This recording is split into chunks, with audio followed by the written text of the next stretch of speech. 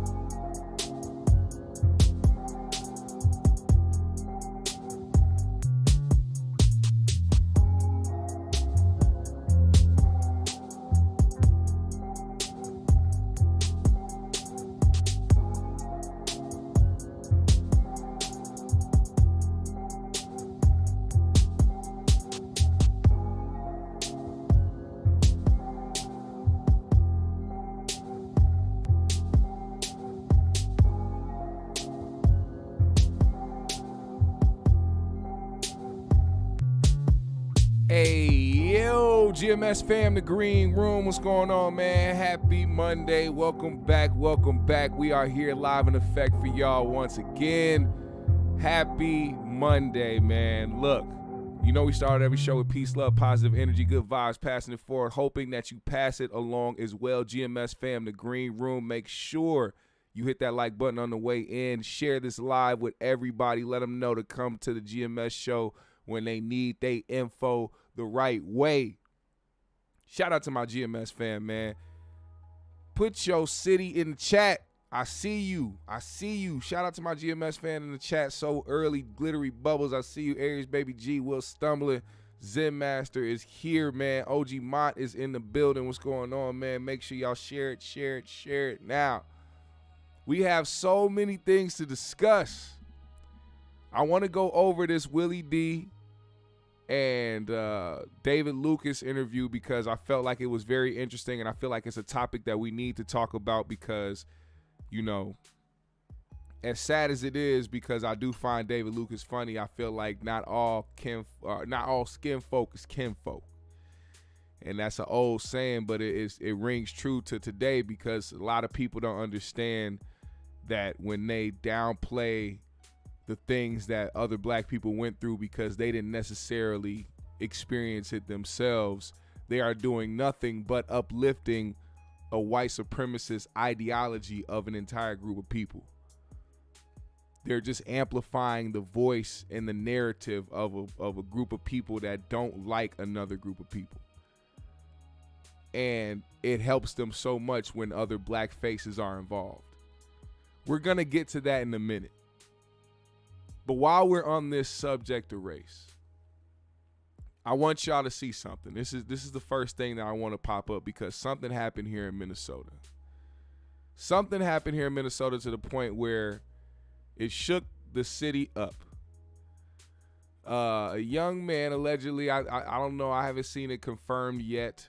I haven't looked yet. I've only been on Twitter watching what was going on. But from what I can see, a man by the name of Shannon Cortez Gooden, 38 years old, opened fire on police and a firefighter who were responding to a domestic abuse call. Shannon Cortez Gooden killed 2 officers and a firefighter while he was shooting at them when they came to his residence. He was later, or I believe he ended up taking his own life at the end. But nonetheless, either he was gunned down by the police that came in response, or he ended his life. I don't know how it ended. But what I do know is that a lot of people, where'd my water go? Is that a lot of people have taken this instance and now are using it for their agenda, that now there's this black privilege. Like, I don't know if y'all have seen, I don't know if y'all know what's happening in the world right now, but day in and day out, there are white supremacists and agitators, professional agitators, not just white supremacists, not just racist people. It's just professional agitators as well, especially on this app, Elon Musk app, the app that allows him to push more. You know, he says this is for free speech, but he only says that to try to get on the free speech side of things, which we know that's more of a, you know, everybody wants free speech, but we know that people on a certain side like to use that as a way to try to, oh, free speech, when really in reality he's only using his platform to amplify voices of white people who don't like black people. That is a fact, and I've seen it day in and day out. It's not just my algorithms. It's not just because they do. No, Elon Musk is actively participating in this shit as well. I need y'all to understand. It's not just me seeing posts and being like, oh, this is Elon Musk app and they're racist. No, he's actively liking these posts, responding to these posts so people can see him publicly responding to these posts. It is him amplifying this type of shit. Now, the thing that these white folks like to do, certain white folks, let's make it very clear, the racist, white supremacist, professional, agitating white folks, what they like to do is sit on the app and come up with these narratives. There's apparently black privilege. You know what black privilege is? We can go out and commit crimes and we don't get charged for it. We don't get any punishment for it. The police don't even care. They just let us do it, and the politicians here just don't care. Let us just run free and do crime, and we don't get no type of punishment for it. They love to bring up crime statistics, but will never bring up jail statistics, right? They won't tell you who makes up most of these jails. They won't tell you that, but leave it to them. We got black privilege in this motherfucking state, right? In this country. Leave it to them. They only show you what they want to show you because they know a lot of people are dumb. That's really what it boils down to. A lot of people are just plain dumb, and they run with whatever narrative suits them. It makes them feel better. So when I went to go find out what was going on, like, damn, you know, there was a shooting out in the city. The first thing that Burnsville was trending. Now, this is what I mean by what they're doing and how Elon is allowing certain things to pass through his algorithms and being pushed through to the top. You type in Burnsville. You see that? I typed in Burnsville. It was trending. There's nothing else above this. I'm literally scrolling. You can see, look, I'm scrolling, and look, I can't scroll any further. This is the top post when it comes to Burnsville. Look at this. Look at the post. Here is an alleged shooter, Shannon Cortez Gooden, 38, accused of shooting 2 officers and a paramedic in Burnsville, Minnesota. Gooding is doing target practice while joking that he is envisioning a white person as the target and says that a woman who is filming is expendable. It seems that Gooden filed a petition in 2020 seeking the restoration of his firearm rights connected to a felony assault conviction from 2008, another example that criminals don't obey gun laws. In this video, a Shannon Cortez Gooding is sitting there talking, standing next to a white man, mind you. And this is the video that they're talking about. And we go, hey! Can I start all over? This motherfucker, hey, don't shoot her, she's videotaping. All right. Continue to keep the video. Once I let the kid, she's expendable. Is it on? It's on. It is already. We got little bro Aaron Red. And big bro. Sure. That's right, baby. And I hold my shit sideways because I'm blazed different. And we shoot at that white thing down there. I don't know what the fuck it is, but I'm picturing a white person. And because I'm white, I hold the gun actually straight. Did you hear my nigga? He holds his gun like this. But I'm a brother. He shoots it the correct way. So think about this. Think about this. They took this video and amplified this video all across X and was like, here's a video of Shannon Cortez Gooden saying he's envisioning a white person as a target to try to build white fear amongst white people in America, while standing next to a white man, mind you, who clearly look like they're acting as if they're fucking around in the garage doing something personal that probably a lot of people, and I'm not saying a lot of people in this instance will have guns, I'm saying how other people fuck around with their friends. Now I can see, now if that dude next to him was a black dude, then I can see how they could push for this narrative. But they know that people are so dumb that they're going to take this narrative and be like, see, it's another black person targeting white people. Because that's another thing they're saying. They're saying that black people are actively going out and attacking white people because black people hate white people so much in this country that that's what's happening. Ever since 2020, it's just been random attacks on white people. And I told y'all this on this very platform, that they have been taking, I've been seeing it, they've been taking videos from years ago, way before 2020, way before George Floyd, way before the riots, way before the protests, the looting, way before all that. They taking videos of instances where black people are fighting white people or beating up white people and saying, see, look at what's happening in these Democrat-run cities. Look at how black people are attacking white. They're doing this because, for one, they understand that there are dumb people afoot, and also because other people want to push that narrative as well because they hate black people. It's very simple, actually. It's not complex. It's really not. And to use this instance because, you know, it's back to blue, right?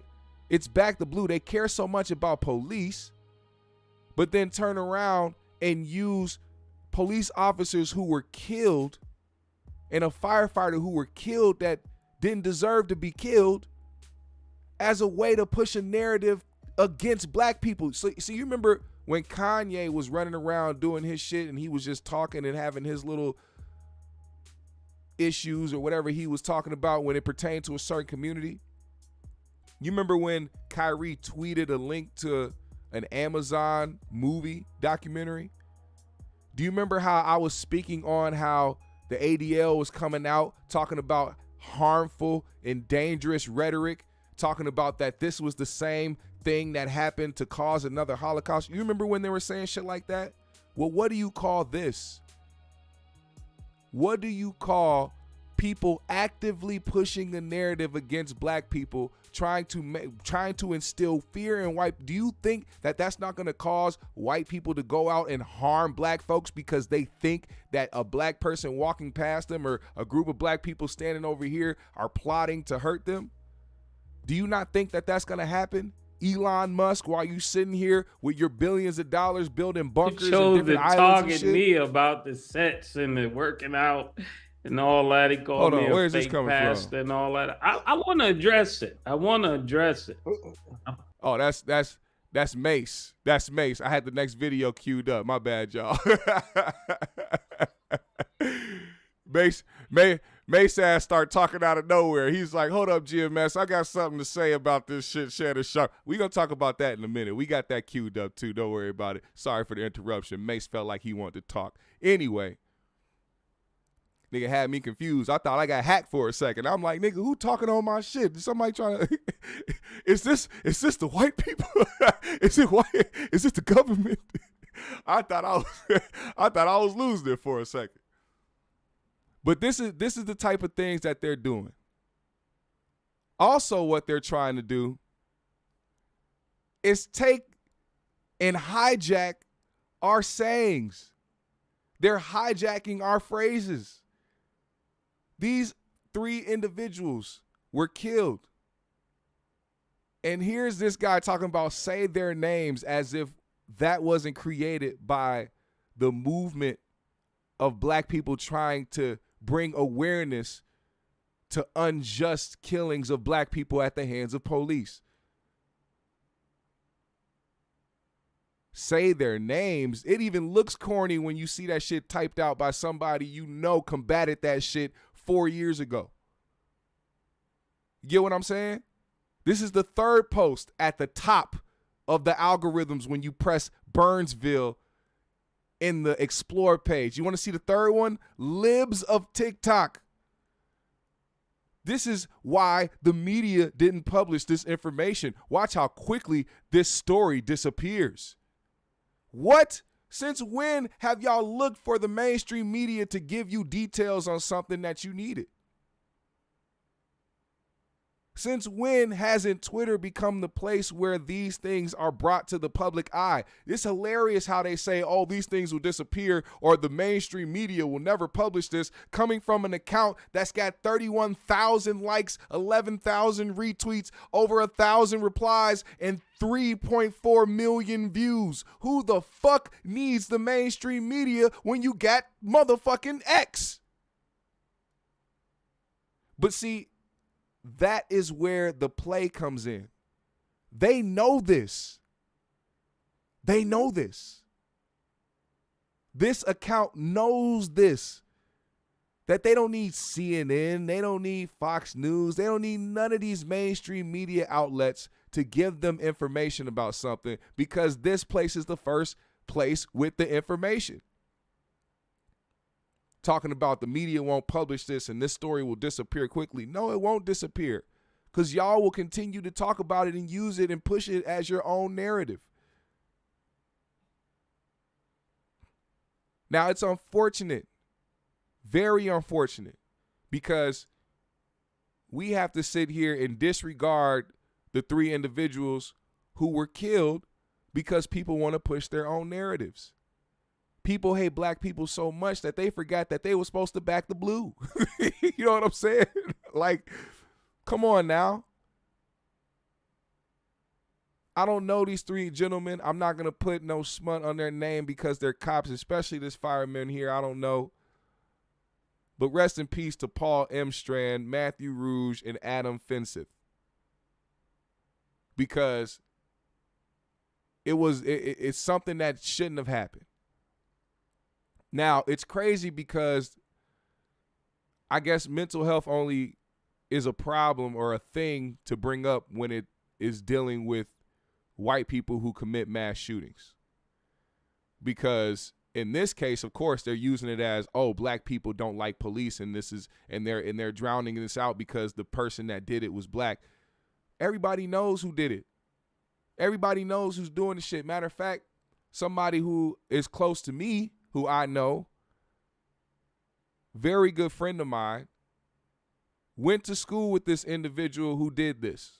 He went to school with Shannon.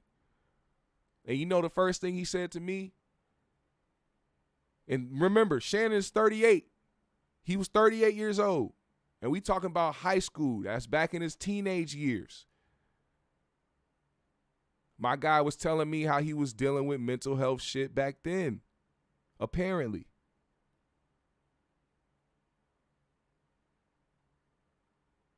Now, I'm not giving an excuse because I don't want to give anybody else an excuse on the other end. What he did was wrong. What he did was wrong. And I'm not here to take up for him because I'm trying to prove a point to racist white people. What I'm trying to do is shed light on the hypocrisy and the double standards, because I believe this is dangerous and harmful rhetoric towards black people. End wokeness. Matter of fact, let me show you something. You think I'm bullshitting? Look at the stuff that they're posting. Look at the stuff that they're posting about him. Look who's right here. What name does that say? Does that say Elon Musk? The man with 173 million followers? The man that bought Twitter so that people can have free speech? But here he is under post that are encouraging and bringing up dangerous and harmful rhetoric towards towards black people. Oh, look, here's Elon Musk again. Let's see what Elon be talking about. Let's see.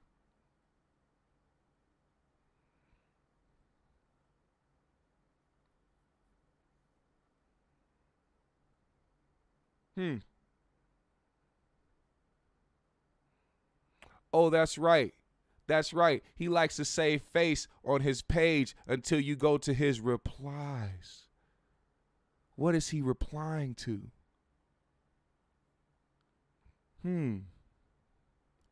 African migrant gangs clash in 10-hour riot during cultural celebration in North Carolina. They attacked police officers, set a tractor trailer on fire, and were armed with deadly weapons. Welcome to the new America. Here he is replying to this. Say his name. Deputy Sheriff Greg McCown has his life mattered. He was brutally murdered by Kenneth Wayne in Knoxville, Tennessee. You didn't hear about this story because it doesn't fit the narrative. Here Elon is, another exclamation point. Why do you think he's replying to these things? Why do you think he's actively shedding light on 4 illegals who were just arrested for robbing and strangling a man in Pink Lodge? Why isn't he reacting to any white crimes? Have you asked him that? Have you asked Elon Musk why he doesn't reply or shed light on people who are white who commit crimes? Surely white people have committed crimes before, right? Surely they're still committing crimes to this day. Or am I confused? Is it just us? You get what I'm saying?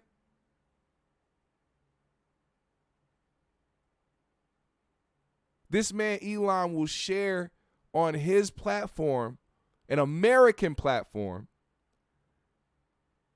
South American politicians calling to have white people killed in South Africa and use it as a way to push a narrative that black people want to do that here in America.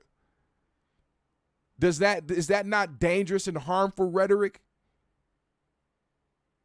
I don't know. Maybe that's just my logical brain moving. But just know that I peep game. I see what's going on. I know what they're doing. And I'm gonna call it out.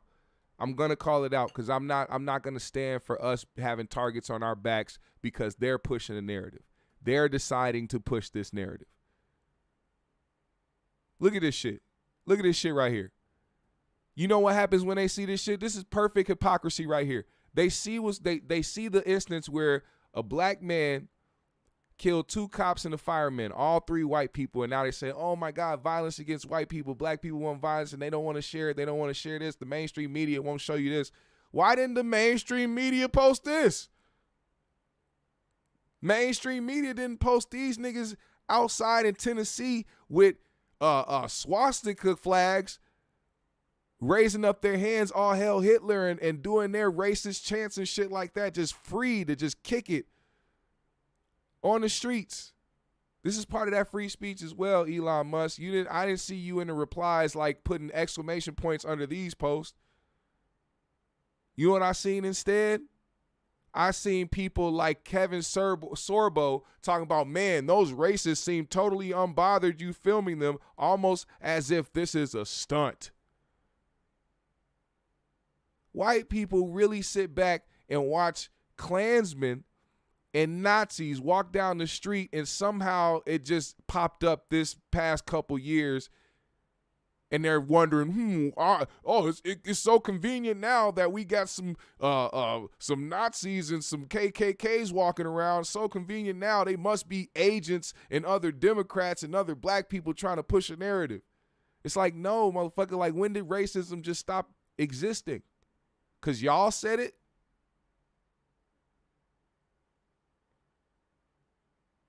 I don't understand. And then people talking about, well, of course they're Asians. Look, they're hiding their faces and you can't see their skin color. Oh, almost as if the KKK didn't exist hundreds of years ago. Talking about they're hiding their face, their feds. Oh, yeah, look at all these feds. Look at all these feds walking down the street. All these federales, look at them. They're FBI informants to cause chaos and division between black and white people. Look at all these feds. It's crazy because, like, this video or this picture right here, you could tell this was from back in, like, the I don't know, the 50s or some shit. Do you just think, like, all these people's, like, ideologies and their, like, sense of hate just vanished after they died? Like, do white people actually think that? Do they not think that these individuals have a lineage? Do you not think that they pass these ideas down to their young seeds? I don't think people understand that. It's crazy because everything that we've said in the past, I don't know how many years, is now being used against us. They're talking about how black people are now being born and being taught to be racist towards white people. What? Oh, black people are now the ones who are free to do whatever they want and get away with shit, and there's black privilege. They're saying say their names. They're saying all this stuff that black people have been saying for years, saying it now because for some reason they feel what? Oppressed? Maybe it's all that white fear-mongering you see going on these apps where they're trying to scare white people into hating black people and cause violence towards black people.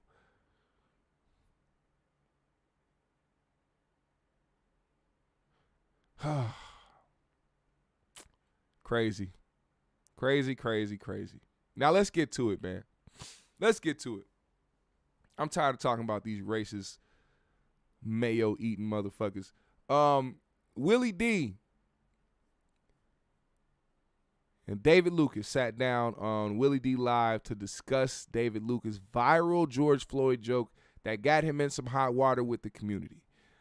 He was at a comedy club where he made a joke towards George Floyd and the situation where he said he would have shot that nigga, and some black people got up. They was mad. They left. Some black dudes dapped him up before they left to try to give him some validation. Like, yeah, not every black person feels the same way. I don't know what that was. But Willie D took the chance to reach out to David Lucas, bring him on his show and have a conversation with him and try to understand where he was coming from in this instance.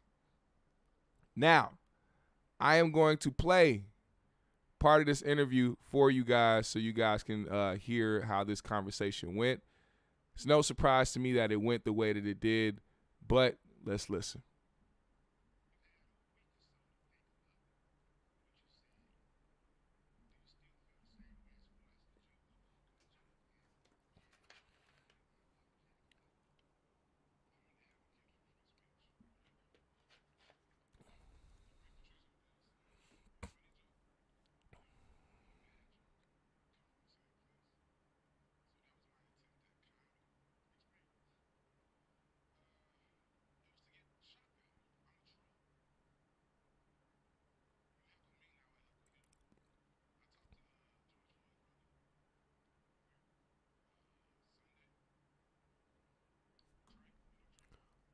Oh, it's not on? My bad. Let me go back. Let me go back a little bit. My bad. No audio. We got you. Depending on how you look at it, you could have counted your losses or you could have counted your wins. Okay.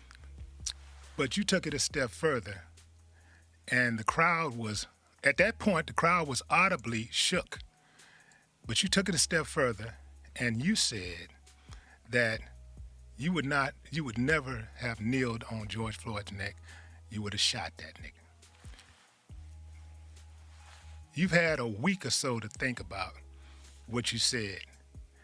Do you still feel the same way as far as the joke, upholding the joke and being defiant and unapologetic about it? I'm an advocate for free speech, right? Okay. The great Patrice O'Neal said that a funny joke and a bad joke come from the same place.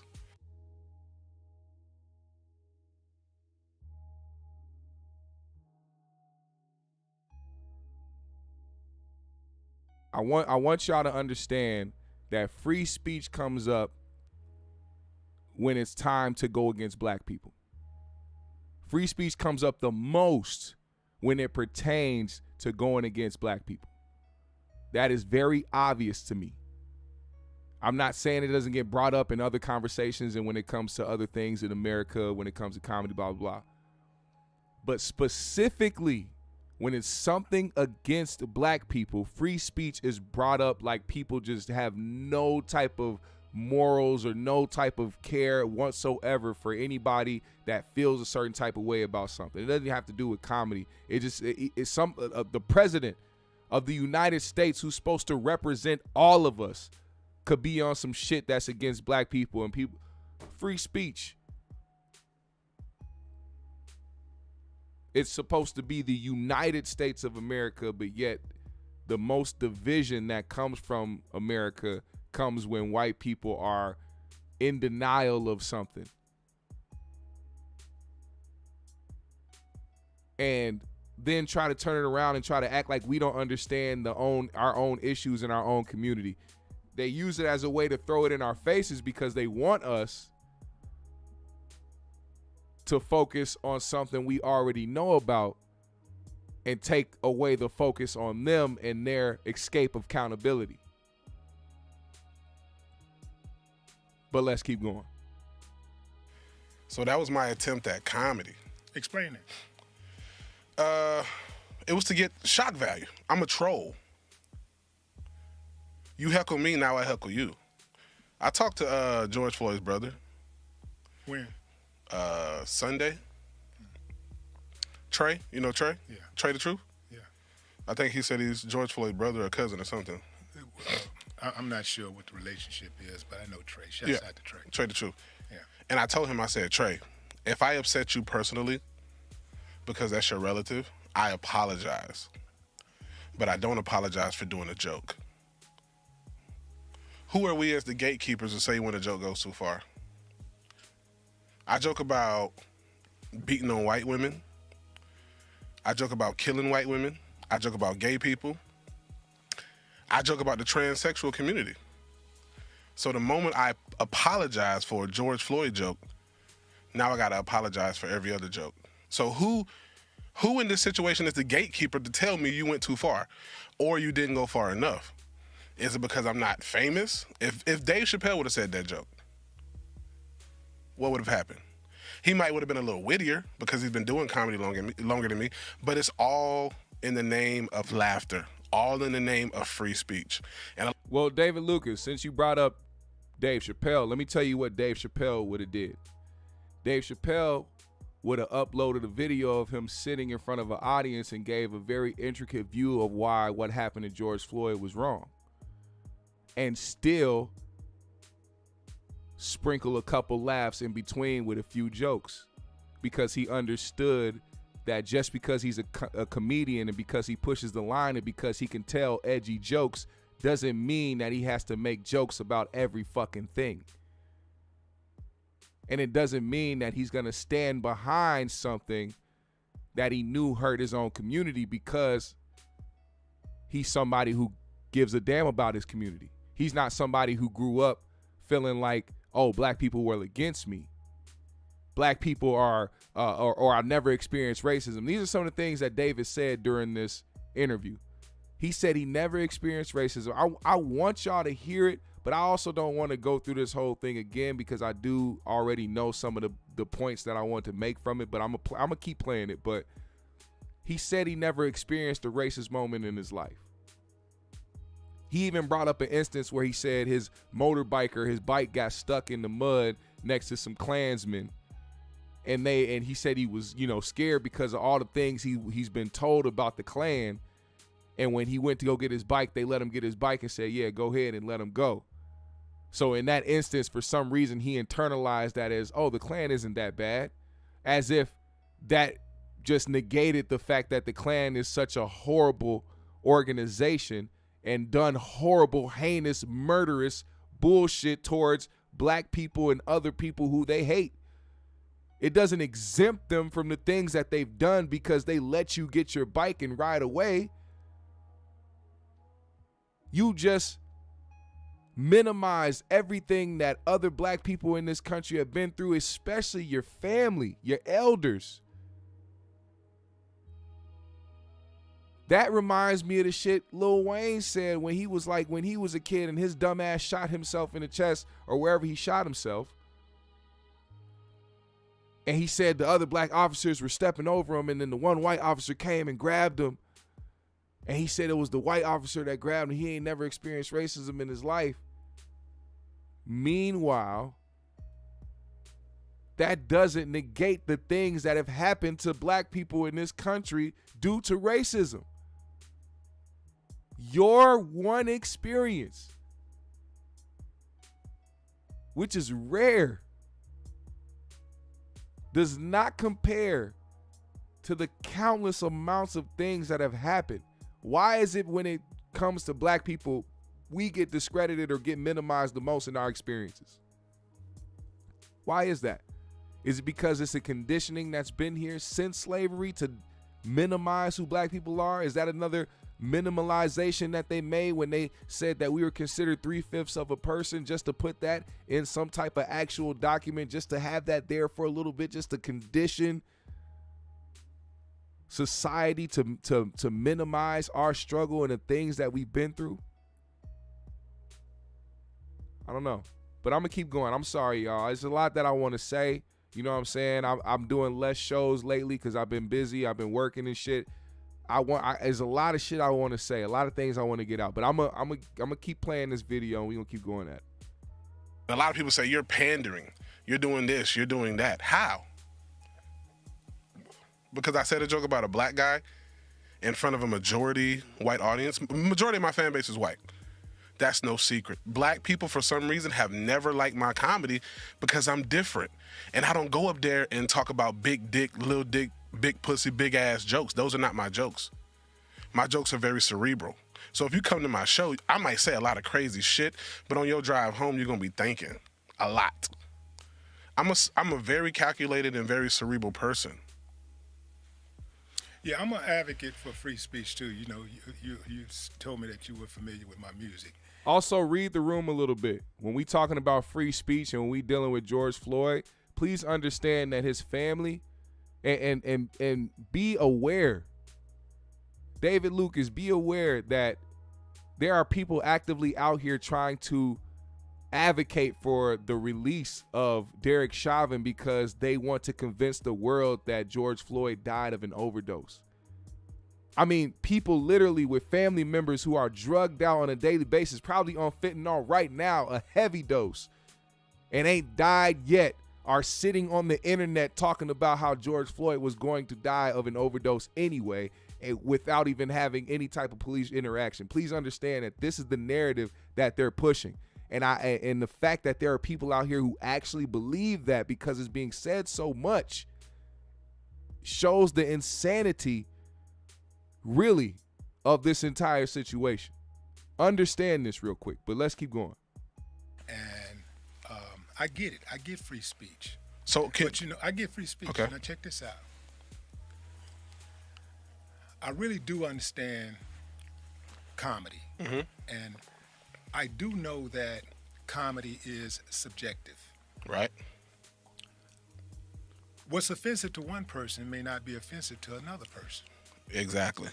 So, having said that, when you start talking about telling jokes about black folks' pain in front of white folks, it hit different because white folks are the dominant group in this society that we occupy. So what if I make a food stamp joke? That could be painful for somebody. Yes, it could. Yes, it could. But the difference is that the food joke is for everybody. Food stamp joke is for everybody. Everybody's on welfare. In fact, most white people are on welfare. So more white people are on welfare than black people are. Yeah, I mean, I'm not trying. That wouldn't necessarily. I'm not trying to argue the facts. I'm just saying, like, anything can be offensive to somebody. Right. Anything could be offensive to somebody. My dad died in November. You know I joke about him? Because I hate when people do that. Hey, something happened to me personally and I use it as a joke. That doesn't mean everybody want to hear a fucking joke about some shit that you find to be not so serious. And I get it. I am an advocate for comedians because I love comedy as a genre. Excuse me. I love comedy as a genre. I like to push for comedians to do what they do. Especially when he brought up Dave Chappelle. That's one person who I really fight for in this shit. I push for that. What I don't like is when people try to use black people's pain and then minimize it and then pass it off as like, yeah, you know, it's a joke. David Lucas didn't just sit there and tell a joke. He was trying to deliberately piss off the black people that were leaving in a crowd with mostly white people laughing at what was happening. When I say read the room, literally read the room. I don't mean in like a sense of, oh, just find out what. No. He had a room full of white people, and the few black folks that was in there left because of what he said. Black people, despite the narratives, are the least sensitive individuals you will meet. The least. So the narrative that, black people are playing victim or black people, why do you think comedy is the way that it is today? So clearly, it was beyond them being mad at a joke. It had nothing to do with you wanting to tell a joke. It was the fact that you felt so comfortable in that moment attacking them and allowing these white folks to sit around kiki and ha-ha and, oh my God, look at David going in. Yeah, you tell them niggers. That's what it felt like. But see, David is going to internalize it as, oh, I'm a comedian and I'm pushing the line and I'm doing the shock value and I'm doing this. Those people in the crowd aren't comedians. They're taking in what's happening. And you allow that environment to happen. You allowed that environment. You allow what happened to take place. As a comedian, you are supposed to control the stage and the crowd. This wasn't a Paul Mooney moment. It wasn't one of those. It wasn't where white folks are getting up because he's speaking facts. This nigga's talking about how if it was him, he would have shot George Floyd, knowing the fight that black people have been going through dealing with police brutality and police killings in America. And it's no surprise because of who has allowed him to use their platform to amplify his stardom and his name and his brand. I got on to David Lucas through Roast Me's. I seen him on Roast Me. That was the first. I didn't know shit about Kill Tony. As a matter of fact, Kill Tony better be giving David Lucas the bag right now. A hefty bag. I don't want to say his name. You understand? When we was talking about the dips and the sets and all of that. And why does this keep playing? What are y'all doing? Get away from me with this blasphemous. Anyway, Mace just keep trying to interrupt the show, nigga. If you don't sit your fake pastor having ass down, all right. But do you get where I'm coming from when it comes to this? I'm gonna play a little bit more, and we're gonna see a little bit more of where David's coming from to try to understand the young brother. Why don't people say that's too far? Because it's your pain. You know, but people are saying that George Floyd should be my pain as well. So how can I, if we collectively share this pain from George Floyd and you want me to feel his pain, why can't I talk about it? Because comedy is a coping mechanism. I became a comedian because I did not like to fight. I don't necessarily believe that George Floyd pain should be your pain. But what I'm speaking to is that. But I should relate to it, right? No, but I think that anybody can. Joshua Pay said, so do you think if David told the white people not to laugh would have been the same? I'll put it to you like this. Once again, great example, Dave Chappelle. You remember part of the reason why he left? He talked about this. He said when it got to the moment where it felt like people weren't laughing with him but laughing at him, when Dave said he was doing the skit where he dressed up as like the Sambo nigga and he was like on the plane trying to get chicken and all this other shit, he said when he was doing that character, the white people that were around him laughing. And see, that's what happens when you read the room and you start using, what do they say, cognizant dissonance? What's the word? I forgot the word, but when you use your common sense and you start seeing things for what they are, then you start moving different. There was no way that I or another black comedian of another stature would have sat there and said what he said, saw the reactions of what was going on, and didn't feel uncomfortable from it. The reason why David Lucas felt comfortable sitting there watching a bunch of white people laughing at him making fun of George Floyd and making black people leave his show was because of Kill Tony, the platform that allowed him to go in there and display his comedy. A white man allowed him that brings up other white men and has a crowd full of white people and they do the fat black jokes on him and he does the white skinny gay jokes on them, and he's built such a notoriety over there with them that it's nothing but familiarity to him when he sees white people laughing at his jokes because he loves it. That is what I call white approval. He wants white acceptance. Somebody who seeks white acceptance will have no problem going against black people because there's nothing they need from black people. There's nothing that they want or desire from black people. They have what they want from white people. That is what I believe David Lucas moves as. Cognitive dissonance. Thank you guys. Appreciate you. Can relate to having empathy. All of us should have a capacity to have empathy. You know, I do have empathy. So when you think about making a joke about George Floyd, somebody who died, and it sparked an entire movement all around the world because black people, black men specifically, are being gunned down in the streets like dogs by the police, and there's no accountability for it. And so here's the thing. I get that you have a majority white audience and you have to tell jokes that makes them laugh also. But here's the difference. Can I ask you a question, Mr. Willie? But here's the difference. Let me finish the point first. Okay. Absolutely, you can ask me a question. The point is, George Floyd, what happened to George Floyd could happen to you. It's more likely to happen to you than anybody in your white fan base. Okay.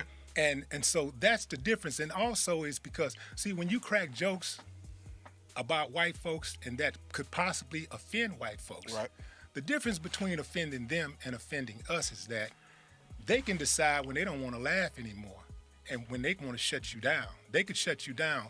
We don't have the luxury or the power to shut you down like that. They can tell you at any point, you ain't playing no more funny. You ain't playing at the Funny Bone anymore. But what's you're not gonna play at the Improv. You're not playing at none of these arenas and stuff that we own. They could shut you down. You ain't getting no films. You ain't getting no sitcoms. And that is the difference I do believe in why black comics will offend black people and feel no need to apologize. I don't believe but stay away. But stay away from jokes that offend white folks. I don't agree. You don't agree, but it's true. Name a black comedian out here who tells offensive white jokes. I'm talking about offensive white jokes. I haven't seen another Paul Mooney since Paul Mooney, rest in peace. I brought him up for a reason because Paul Mooney was making white people, he literally was the example of what Willie D was talking about. Perfect example. He will walk in there, make these jokes, but be telling facts in those jokes, make white people feel so uncomfortable that they're not laughing, they get up and they walk the fuck out.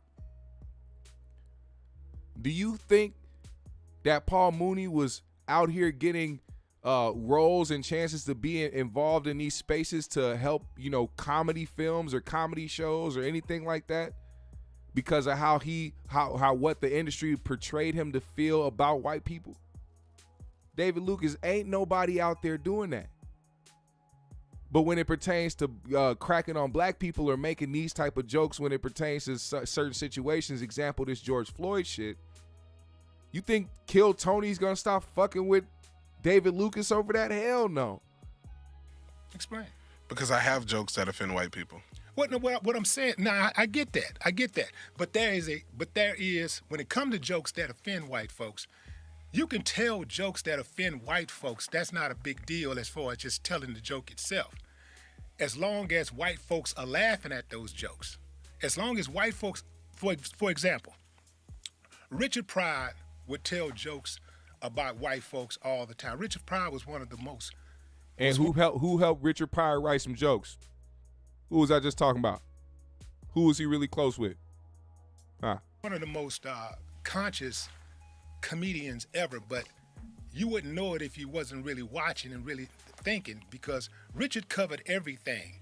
But one thing what he did is that even in our pain, he made, if he talked, whoever he so-called offended, he made that particular group or person laugh first. Okay. And he made them laugh at his jokes first.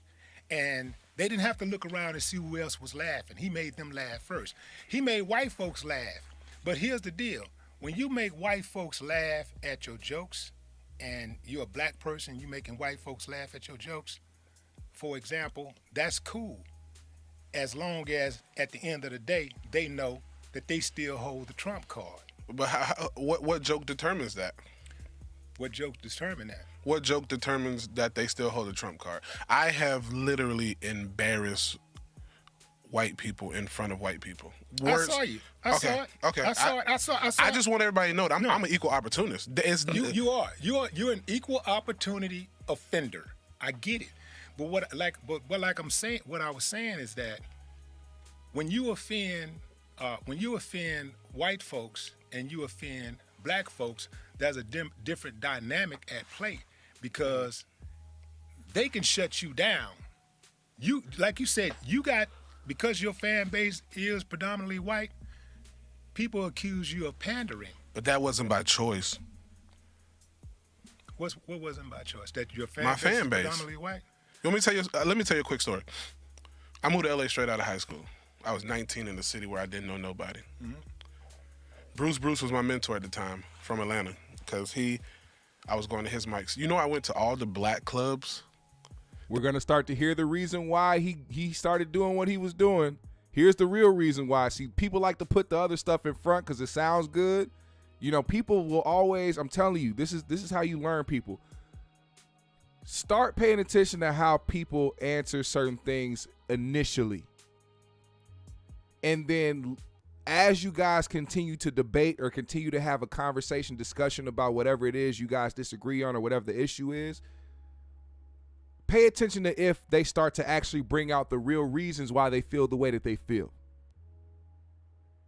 Try to see if the reasoning behind it changes a little bit, because reminder, before 5 minutes ago, it was just, oh, I'm a comedian, I push the line, I'm edgy, I shock value, all this other shit. If I have to apologize for this joke, then I have to apologize for that joke. I'm an equal opportunity offender. But now listen to this. Pay attention. That he told me to, and these people gave me so many problems. So I said that I was going to his mics. I went to all the black clubs that he told me to, and these people gave me so many problems. So I said, if I'm going to have problems in this entertainment industry, it's not going to be from people that look like me. And we both can sit here and agree that if I go do a black room, I have to limit my subject matter, period. Why? Why? Why would you think about that? Think about what he's saying.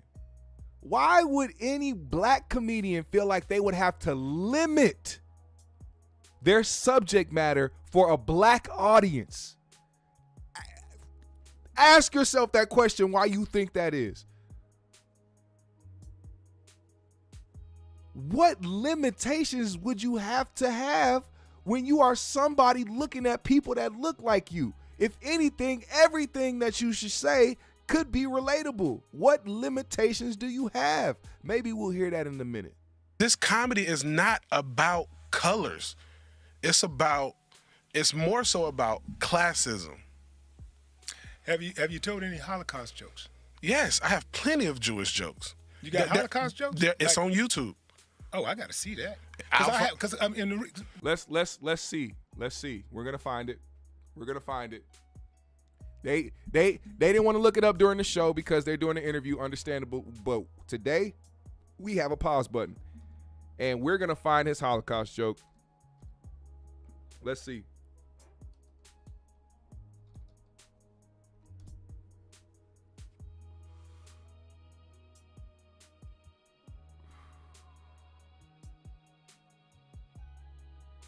Let's see how he acts in front of We white have folks. a brand new regular, ladies and gentlemen. This is his first on Make Some Noise. Yeah, man, I'm trying to be more healthy. Gave up meat and shit. Yeah. Hired a trainer. But I hate when trainers ask me stupid ass questions. You know what I'm saying? Like after we work out, he like, what you... This is on Kill Tony. This is him on the white platform in front of all white people. Let me show y'all so y'all know I'm not just bullshitting. This is him on Kill Tony with a white panel, white musicians, and a crowd full of white people. Let's hear his jokes. What you about to do? I'm like, nigga, I'm about to eat. Like, I burned 1,200 calories. You don't think I deserve to eat 800 more? You know what I'm saying? For real. I had to stop going to my gym. I was going to Planet Fitness. Better come back next week. Anthony Hinchcliffe is at it again. Oh, shit. Only my mother calls me that when she's mad at me. I know. She hit me up. She's like, hey, my mom's healthy as fuck, mother. Something like that. The show. Hell yeah. It's, as always, it's a huge bang. This is the start of... Yeah. I'll take all the darker fans. Hey, look at that. Shay, where the camera's at? There Hell they yeah. go. They're following you. Yeah. I'll take all the darker fans. Hey, look at that. Absolutely. I like these two guys. Yeah. I like your He comment. didn't have no retort for that white guy that just said he'll take all the darker fans. He just made a black joke, and David Lucas just looked at him like he didn't know what to say to snap back to that white man. Confidence. It was very funny. Does Planet Absolutely, man. I'm a frugal ass black person. You know what Yeah, I'm saying? I take the towels. Does your gym have a pool? My new gym got a pool. Are you- I upgraded. You know. Do you want to swim in the gym? I can swim, bro. What you trying to say? Looking like one of them niggas from Jurassic Park. Oh, wait. No. Don't take shots at the guest, David. is We he? learned about this last week. David Lucas. That's Mr. Wilson from Dennis the Menace. Okay, all right. Take it easy. Take it easy. Take it easy on the guest, David. Take it easy on the guest. I think you're amazing. This guy If has... you bite into a sandwich, I bet your teeth will be stuck. Okay, David, you stop it. You stop it. David, Hey, stop it. He does this to people, Eddie. He did He is one hell of a roaster. I'll give him that. this guy did this to Michael Bisping last week, one of the greatest fighters of all time, and he literally would not stop making...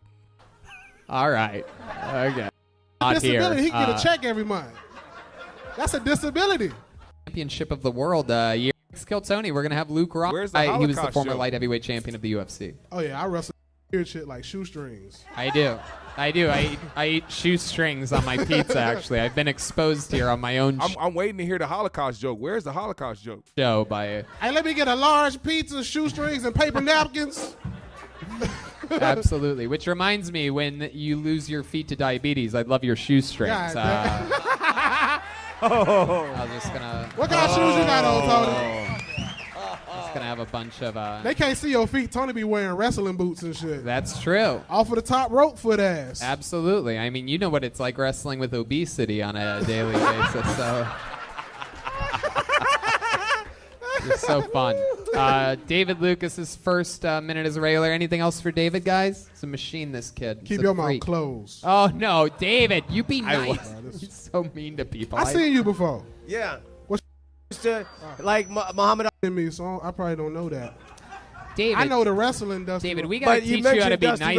I typed in David Lucas Holocaust joke. The video came up, and I ain't seen nothing. Where's this Holocaust joke you said was on YouTube, David? Where is it? I'm confused. I'm so confused. Like, where is the Holocaust joke? I thought there was one you made about Jewish people. It's on YouTube. I searched both David Lucas Holocaust and David Lucas Jewish joke. I didn't see not one. Maybe it's lost in the algorithms. Maybe they just pumping up the other things that you say. I don't know.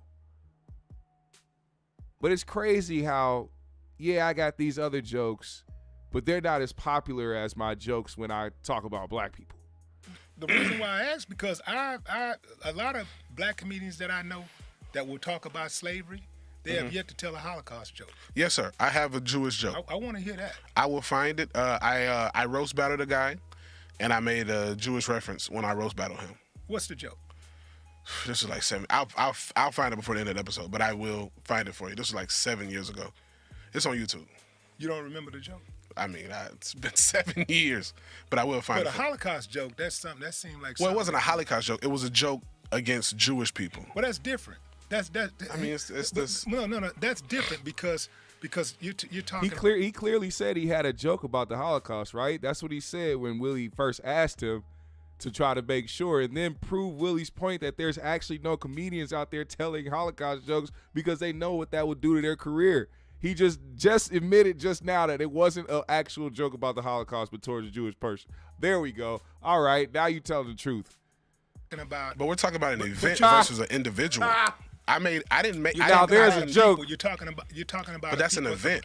You're talking about a particular group of people versus exactly an event, an atrocity that Jewish people don't take lightly. But that's an event versus a group of people. But those are two different instances when it comes to comedy.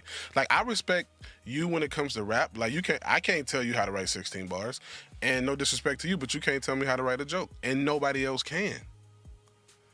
I get that. But here's the thing. So what I'm saying is, we can't tell you how to write a joke. But you're talking about a situation. You're talking about an event versus an individual. I didn't. So if we had to compare, it would be, David made a civil rights joke about the civil rights movement, because if we're talking about events, that's equivalent to the Holocaust. Not in the same dynamic as to what happened, but I'm saying an event, whereas we're talking about an individual, right? You get what I'm saying? Whereas you're trying to say making a joke about a Jewish person is not the same as making a joke about the Holocaust. And what I'm saying is, I didn't make any jokes about an event pertaining to black people. Have you made a slavery joke before? Yes, plenty. That's an event. It is an event, but we're talking about the joke that I'm right here right now for, because I have. If you go scroll through my Rolodex of jokes and my videos, because I'm not ashamed of anything, you can find many of jokes that we can sit here and pick apart. The George Floyd incident escalated into an event when it became a movement. Why? Why? Because it became a movement, and because people protested all over the world, because of that event. So how do you feel? It was that event that triggered the protest all over the world. So how do black people feel about white people protesting with them for the Floyd movement? I think that it depends. It depends. How can we pick and choose? I don't know how all black people felt. But I'm saying this what I'm receiving about the white people that protested. I'm sure that there are black people who. I'm sure that there's a mixed bag of feelings. And let me ask you a question. When you spoke on me Sunday, wasn't that supposed to be a voice of black people? I don't know if that's the voice of black. That's my voice as a black man. But how many people were on your YouTube when you made that statement about me? I don't know. A few 10,000. Yeah, something like that. So at that moment, you're the voice for those group of black people. I'll take that. So right now, you should be the voice for that same group of black people. So how do you feel being the voice for a few 10,000 black people? How do you feel with having white people When do you pick and choose when a white person is an ally? Because how can you say the people at my show were not allies? What makes them an ally? When they clearly are an ally, when you're helping and not hurting, when you're sitting. What's helping? Well, I'll tell you, David Lucas. I'll tell you. See, the white folks who came to help protest during the whole George Floyd thing never would have thought any type of jokes about George Floyd or killing George Floyd would be funny. The several white individuals at your show that I saw laughing about what you were doing as black people stood up and left, those aren't people that seem to be allies. Now, I'm not saying they should have got up and left, but that laughter spoke more volumes than anything else. I mean, there's a choice in what people are doing. A choice. Everybody has a choice. Especially you, David Lucas. You had a choice in that moment. He had a choice to either realize what was happening in the moment and try not to double down out of the sake of not trying to be embarrassed or look stupid in front of his crowd. Or he could have been like, man, I ain't trying to piss off my people over a sense. If talking about a Rolodex of jokes, you got all these jokes, but for some reason that was important for you to get that George Floyd shit off. Even so much so to watch your own people walk out on you and go in on them. And then even say some dumb shit like, yeah, and I support Kyle Rittenhouse. Like, Kyle Rittenhouse would have shot you if you would have ran up on him at a Black Lives Matter protest, David. Like, I don't think you understand. I can tell you what's not helping. When you're sitting in an audience and you're listening to a comedian on stage, you know, making fun at a people's pain, and you're laughing and you're cracking, you know, you just busting your guts laughing about it. Yeah, that's hurting. Those are not allies. What if they don't want to waste their money? But you can't tell me somebody that was pretty good. But you know, you can't tell me that somebody that's laughing at that man's pain or those people's pain is an ally. Have you watched the full video, sir? I did. So did you see at the end that, or towards the end, that a couple of the guys from the table fist bumped me and they didn't want to leave, but they only had to leave because they were all riding together? Yeah, that was pressure. Oh. Yeah, I felt like that was pressure. I saw him. I wouldn't have fist bumped you. I would have stayed on code. Hey, shout out to Willie for keeping it real, because it really was that type of shit. David, the one that put his hand out, and of course, black dude walking past like, man, he understands the assignment. Oh, I don't want to make this man look bad, man. I'm gonna just fist bump and say it's all good, man. You made a weird ass joke, but we still gonna get up out of here. I still respect you. We gone, man. Best of luck to you. It was like that. You know what? Let me see, man. Let's go back to this. Let's go back to this. I need a refresher. We need a refresher of the joke. We need to see this again so y'all see what happened in real time. We gonna get the joke up. We gonna show y'all.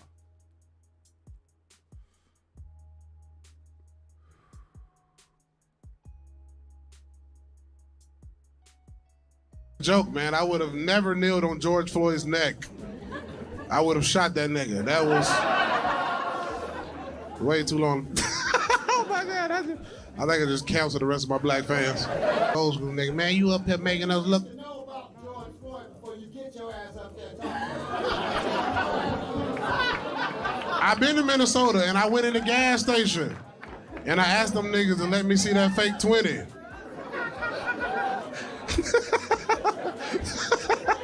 This night is a disaster.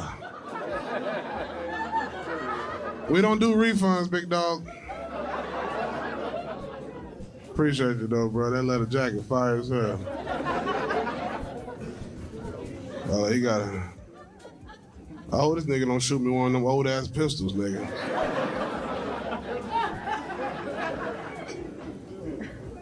Oh, he put the hat on, nigga. Goddamn right, nigga. And they gonna slap me then smoke a Camel.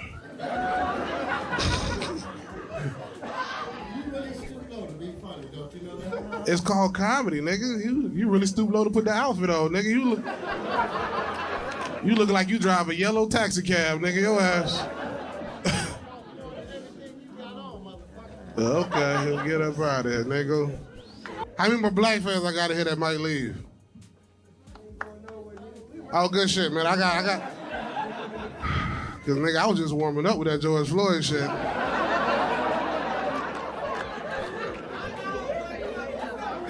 You ready to go? All right, baby. Okay. I can tell you voted for Biden. All right, get out of here, baby. Come on. Don't make it a big deal. Come on, baby. You already bought that VIP ticket, bitch. I got that $42. Roberto's perspective, he said, stop it. He has way more clips than that. You are so pro-black that you are being disingenuous. Well, that's definitely Roberto's perspective, because I clearly said that I think David is a funny comedian, and I still have a great deal of respect for David Lucas. I just think he fucked up, and I'm being honest about that.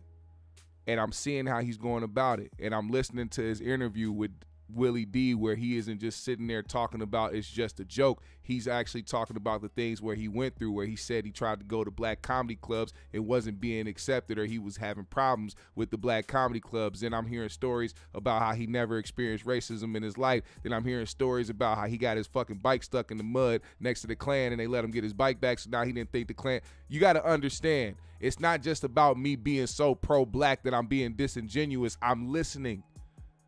Probably something you should do before you type, my good sir. Buy a t-shirt on the way out too. I got a Make America Roast Again shirt in the style of Trump. If your friends having a good time, don't make them leave because you upset about a nigga you didn't know. I ain't know that nigga. I ain't got no feelings about him. Come through the front like that nigga. We want to see your outfit too, bitch. Fuck it. Put on a fashion show. Come on, baby. Escort her this way. I got to see the outfit, man. Baby, how did you find me, sweetheart? I got to wait till you... Huh? Yeah, I got to fight the audience tonight, nigga. Fuck this shit. If comedy was a video game, nigga, this is the last level. This is the last level of comedy the video game. We done made these niggas upset. Hey, baby, next week I'm performing at a KKK rally. Yeah, I guess. If antagonizing black folks as they walk out is the way to go, I guess, be my guest. Let's see what else Roberto's perspective is. He says if y'all are gonna get on him for not doing offensive jokes on other races, get on the gangbangers for only killing their own. Roberto, are you new here? What? Wait. So comedy. Now we're switching the conversation from comedy to gangbanging. Are you okay? Are you all right? Is everything okay? You good? You need to be checked up on? You need me to call? I'll call you just to check up on you, see if you're doing all right. I hope you're all right. You should probably do some research, man. You should probably, I don't know. I do some extra homework. You know what I'm saying, about this channel and things that I've said in the past before you make those type of assumptions, my good sir. Anyway, let's get back to hearing a little bit more of this and we'll move on. What was the pressure? I wouldn't fist bump. So we can say that my George Floyd joke was pressure. Here's the thing. Like everybody, just because somebody black, all skin folk ain't kin folk. Who says that? I said it. Like people are calling me racist. How am I racist? I'm racist. Do you think I'm racist? Well, you can't be racist. Okay. Y'all hear that? Please not in that America. Up. You can't be racist. Okay, I just wanted to know. Yeah. Hey, walk us through that particular set of circumstances that night, leading up to the punchline. What part do you call the punchline? Because the punchline was when the punchline. I would have shot him. I guess that was a couple, but Willie said, check your Cash App. I don't see anything, my good sir.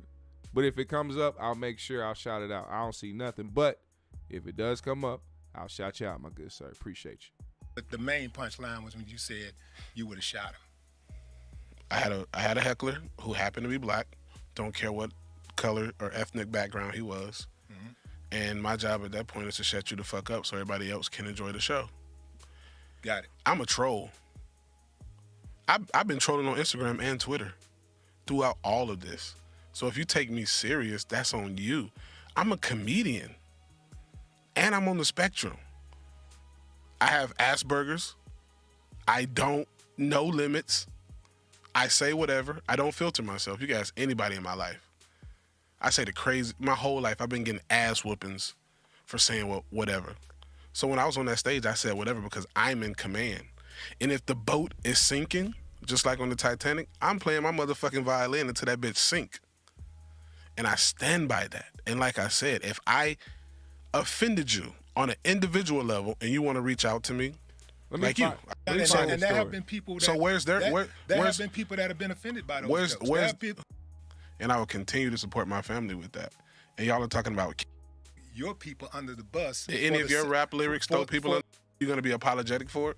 Yeah, I have. I do. Some of them are great. You seen how disrespectful these young people are? Yeah. Well, like, don't try to limit what we have to say.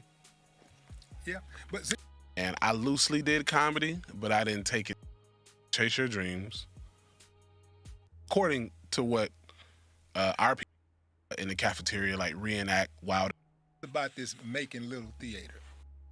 Because according to that, I should be dead, right? Or at least something racist should have happened to me, according to what our people put out. So you grew up around rednecks and you never had a racial encounter, a racist encounter? Never. Never? No, I actually have a great story for you. My family owns property out in Mero. You can't just never escape had a racial encounter, a racist encounter? Never. Never? No, I want y'all to hear that. This man said that he has never had a racist encounter. And then he's gonna proceed to tell a story about the KKK. This is the last thing I'm gonna play before I move on. I actually have a great story for you. My family owns property out in Monroe County. I was riding my dirt bike, and it bogged out in a creek, and I couldn't get it out. And do you know what was right over the hill? A Klan rally. No lie. And did you wander over there? Well, I was just trying to get my dirt bike out, right. And I was scared as hell because I've only heard that the Klan is here to kill me. So my heart's beating fast. I'm like 12, 13 years old. And these people helped me get my dirt bike out and told me to get out of here. Look here, nigga, we gonna help.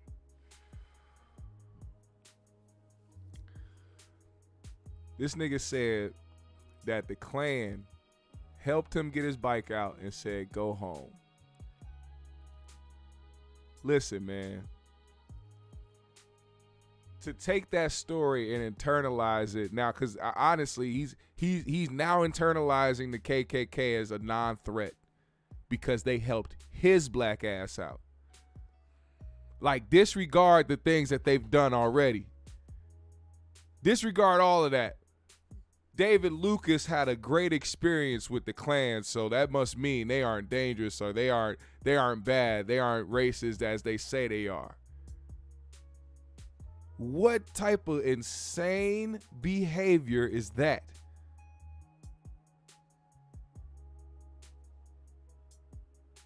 Let me read some of y'all comments before I move on, man. Free Thinker, let's see what you said. Free Thinker said, jokes should be funny, most importantly, and the George Floyd jokes wasn't even funny. There are plenty of comedians who offended people, but at least the jokes are funny. Exactly. It just wasn't funny. As a matter of fact, him playing around with the crowd and doing the extra shit is funny if people are like, if the instance wasn't them getting up, leaving because of what he said about George Floyd, if he just made a random joke about some shit or maybe about the city or some shit that he was performing in and they got up and left, him doing the extra heckling shit back to them, that's always, you love it from comedians. You want them to hit back. But all that shit was in bad taste. All that shit just looked bad. Knowing what came behind all this George Floyd shit, it wasn't just an isolated incident, man. The shit sparked a lot, and it's still festering today in 2024. People are still lingering off that. You still see white people today talking about looting. Oh, there's no looting happening. There's no riots happening. Where's all the they still hang on to that shit. It's still a thing. They still try to convince the public that George Floyd died of a drug overdose. They're still talking about that. Why are you even, what makes you think that this is something that you need to put in your Rolodex of jokes? There's so many other things to tip the line, push the line. Let me ask you a question. Do you think this nigga made a Israel versus Palestine joke yet? I mean, that's current. That's a lot of shit that's going on. You want shock value? You want to go viral? Why ain't you say no shit like that? I wonder why. Maybe he is hip to the fact that he knows certain groups can get him the fuck out of here. Maybe. Let me read some more. What's up, Theo? Cool. We got Do Better in the building. What's going on, brother? Glittery Bubble says, I'm on the spectrum, so star me out. And then also, I'm a troll. If you take me seriously, that's your fault. Yeah, exactly. Contradictory. 313 Legacy said, even when Lil Wayne said that I called Cap like I'm calling now, people go through great lengths to push a narrative. That is a fact. Zen Master said, the mere fact that you ran into the Klan is enough, sir. Exactly. The fact that the Klan was even there, that you got to experience a Klan rally, that is enough. How did that just take away how you felt? Like, I'll put it to you this way. If I saw a group full of child sex offenders having a rally and I got my bike stuck and one of them helped me get my bike out, am I just going to think that child sex offenders aren't bad people? Am I just going to think that they're not dangerous individuals? Am I just going to be like, hey, maybe you should take on babysitting? Like, what the fuck? It doesn't make sense to me. Glittery said, what if they weren't Klan members, but in his mind he thought they were? I used to live in Warner Robins. My dad retired from the AFB out there. Ain't no Klan members helping no black folks out there. Hey, I don't know. Maybe David looked like somebody who was easy to be manipulated at the time. Maybe they were trying to get closer to him. I don't know. I have no idea. But we got to move forward, man. David said a lot of crazy things. I don't even want to relive it. We got to talk about what Desi Banks, man. Desi Banks, man, he's a comedian, internet star. He does a lot of skits, you know, some along the lines of like a Drewski and those type of guys like that. But he's been made, you know, a name for himself. He's, you know, built up his name, his brand. He's a very funny guy, very dope comedian. And he had an interview recently on Club Shay Shay. Shout out to Shannon Sharpe for continuing to put black entertainers on his platform to continue to uplift other black performers and creators and entertainers. We appreciate you, Shannon. Shout out to that nigga. Now, part of that interview went viral because he brought up the conversation of his ex-girlfriend. He said back in the day, his ex was not supportive of him. He said that he was trying to make it happen with this social media shit, trying to do his videos, trying to record his content, and he was also working a little bit, trying to give some here and there. But she was like, that's not enough. She wanted more. And he just could not hold up the other end of the bargain, to which she said, it's time to go, nigga. Your social media ain't working. Nothing popped off. You ain't making a lot of money. You ain't helping where you need to help. It's time to go. Obviously, things ended up working out for Desi Banks, and he has become very popular out here in the culture, and he has made a lot of money in this space. He has definitely become a millionaire in this time of him becoming, you know, a celebrity and a comedian. Now, here's what he had to say about his situation with his ex. Yeah, that's when I was first, you know, in my beginning stages of, you know, really chasing my dream of comedy. At the time, I felt like she didn't believe in my dream and my goals. I used to want her to support me so much. And I thought there was gonna be a woman that I was gonna be with. You know what I'm saying? I did a lot of stuff with her. You know what I'm saying? Every dime that I got, where I was working, I gave it to her. The only thing I wanted to do was get me a haircut and pay my cell phone bill so I could, shoot my video. Right. But I felt like at the time, the money, it wasn't coming fast enough. Right. It wasn't there. So she went to, you need to get a job, you need to do this, you need to do that. Well, I can't do this no more, so you might have to, go do something else. So it sent me to my grandmama's house. You know what I'm saying? So I was staying with my grandma for a little minute. And at that moment. But that happened late at night, where that was like. Yeah. Like. So she put you out like 2, 3 in the morning? Yeah. And it's crazy. Like I cried. Like I cried. I was crying already. Like, when you chasing something, man, you trying to make this shit work. And man, I remember this shit like yesterday, bro. Like, I was trying to talk to her. She was like, boy, if you don't go to sleep. I was like, what? Yeah, you know what I'm saying? Like, damn, like, okay. And that made me cry even harder. So I just walked in the living room and I was just like, damn, shit, like, all right, fuck it. You know what I'm saying? It is what it is. And like I said, I had this, I'm so spiritual, I'm so connected with God. I had this bubblegum rapper, man. And this bubblegum rapper that I held on for a little minute, I still got a picture on my phone.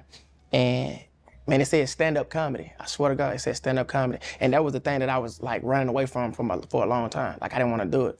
Cause I a little fear was kicked in when when it came to it. But I so crazy. But I used to have these crazy dreams, bro. Like real talk. I used to have these crazy dreams while I was in like prison. Mm-hmm. Like when I was over there, I was in prison, and like the gates was open. Like the gates was open. Like come out. But I was so afraid to go out. You know what I'm saying? Like, you know what I'm saying? Because I couldn't see. I didn't know what was going to happen. But God was like, boy, I'm trying to give you freedom. Right. If you just trust me and lean out on your own understanding and just come out, you might can't see it because the sun is so, but. Now, a lot of people had a problem with what he had to say. A lot of women had a problem with what he was saying. They felt like it was a problem that he brought this to the surface because they said, hey, you were supposed to do what you were supposed to do, and you were expecting her to work and pay all the bills while you shot content all day and tried to work on your dreams. She's not wrong. And honestly, she's not. She's not. People know, and this is what I'm saying. There's nothing wrong with somebody chasing their dreams, but also I think people need to understand themselves better. Because people tend to stay in something that they don't want to stay in because they feel like they're too attached to something, or they feel like they may, break someone's heart or may let someone down. She made a decision. She said, you know what? I can't deal with this no more. Nothing's happened in this area. I need something different. I need to move forward. And she's totally okay and right in her decisions to feel that way and treat the situation the way that she did. It's not that she didn't try. It's not that she wasn't willing to, take the brunt and be the breadwinner at the time. It's she just had enough.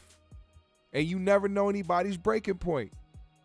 Now, on the other end, this man has become a millionaire and has become successful at what he was working at while he was in that relationship. And the fact that his woman's threshold was smaller than most, she does now not have the opportunity to reap those benefits of the woman that held him down when things got rough. And two things can be true. Am I right or am I wrong? Do you understand? Now that he's in a position to not only take care of himself and his kids, or, his current situation, his wife, because he's married now, but he's in a position to take care of his family and his friend, all these other things, doing the things that he set out to do and accomplish.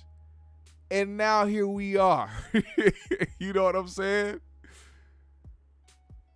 That's just all that is, man. And sometimes it's honestly up to you. It's a choice that you make whether or not you want to stick around and be with somebody in a position where you see somebody chasing their dreams, first of all, you got to try to trust in yourself and understand that the person that is chasing their dreams, your significant other, you got to be able to tell them for real and honestly whether or not they are good or bad at what it is that they're doing, in your own opinion. If you're not that type of person, then it's not gonna go well. You gotta be truthful with your partner when it comes to that, especially when they're doing something that pertains to, their livelihood and their career, their brand or their name. You don't want them to go out there any kind of way. If somebody's working towards something and somebody's pushing towards something and trying to display a talent, you gotta be truthful in that sense with them. Now that's first things. Theo Coop, what's going on? He said GMS show agreed 1,000%, gotta contribute. Chase your dreams for sure, but you still got to grind and take care of your responsibilities while chasing your shit. On the flip, she fumbled the bag. Exactly. Two things can be true at the same time. Say it all the time on my channel. Exactly. It's really what it is, because that's how people end up choosing sides and then looking dumb later on down the road when other facts come out, because they don't keep things subject. They don't keep their mind open to other possibilities. You can be somebody that has an opinion on something, but if you don't keep your mind open to the possibility that you could either be wrong or right, or you could be somebody that finds out more information down the road and have to correct some things. If you're so definitive in your opinion to the point where you feel like it's factual when you don't even have the facts behind it, that's what makes you look crazy to me. And that's really pretty much most of the internet, when you see these people like random, replies that people be making on Twitter, or, the comment sections and YouTube and shit like that. It's a lot of people that don't think objectively. Now, here's another video of him talking about the woman being a breadwinner. Listen to this. What advice would you give men that's living with a woman, and the woman is the breadwinner?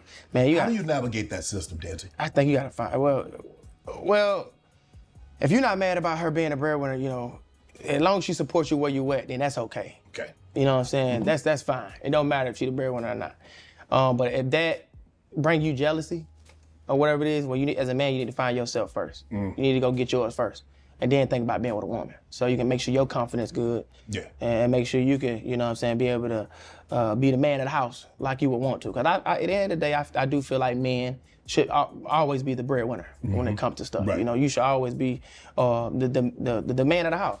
She should never have to come to you and say, boy, you need to be doing this. Boy, you need to go do some other stuff. You need to go do some investment. You know what I'm saying? Not in that type of way. How did it make you feel that you were living with someone and she was the breadwinner? At the time, I thought it was cool. I thought she was supporting, but I think my dream didn't come fast enough. My purpose didn't come fast enough. Right. So I think that's what happened. When a woman wants things and they're not getting it, I'm not gonna hold a woman back if she wanna go be happy with other things. Right. That's just, okay, it is what it is. I learned from it, boom, that's what it is. Cause you wanna go do these vacations, you wanna go, whatever it is you wanna do, man, go ahead, bro. I'm gonna be good, I promise you. I promise you I'm gonna be, and I always had that mindset, I'm gonna be straight regardless, I swear. That man up there, man, he be there every time. Every time, and my supporters that I got too, but they've been there for a long time. Mm-hmm. They love to see the growth of what I do. Right. You know what I'm saying? So, as long as I got that, I'm straight. Now, what are y'all takes on a woman or a man being the breadwinner in the relationship? Do you feel like that is something that always should be a discussion? Or is that something that you feel it should be expected? That's from either or. Whether you are a woman or a man in a relationship, what do you expect out of your relationship with your significant other? Let me hear from y'all in the comments, man. I really want to know. Now, I'm going to ask y'all this question. I'm going to put this poll up, man. This is for the real ones. Let me see if you're a real one. I'm going to ask you this question. Let's see.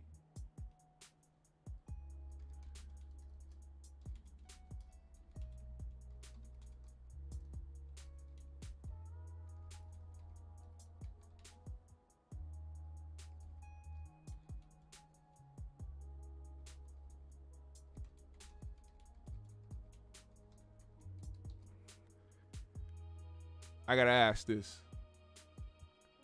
Glittery Bubble says on the woman's side, hold up, the poll just came up. On the woman's side, on the woman's end, it could be a gamble. Look at Kevin and Tori Hart. Yeah, it is. It really that's a good example. That's a really good example. That's a really good example, actually. You know what I'm saying? Like, you know, but I mean, I guess their situation, you know, she says he cheated. He says he cheated. They both claim that, you know, he cheated, and, you know, that's the reason why they broke up the way that they did.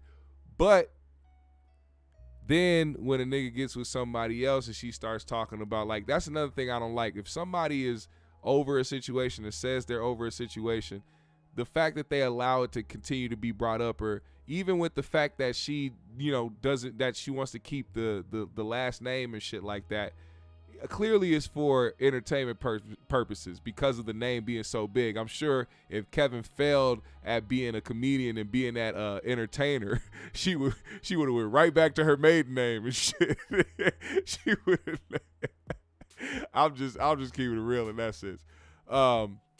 Chris Blue said, when women are the breadwinner, they will test and mistreat the man. When men are the breadwinner, we take care of the woman. This is why women should not be breadwinners. Oh, okay. Avenue P said, I expect both of us to want to go out and be successful.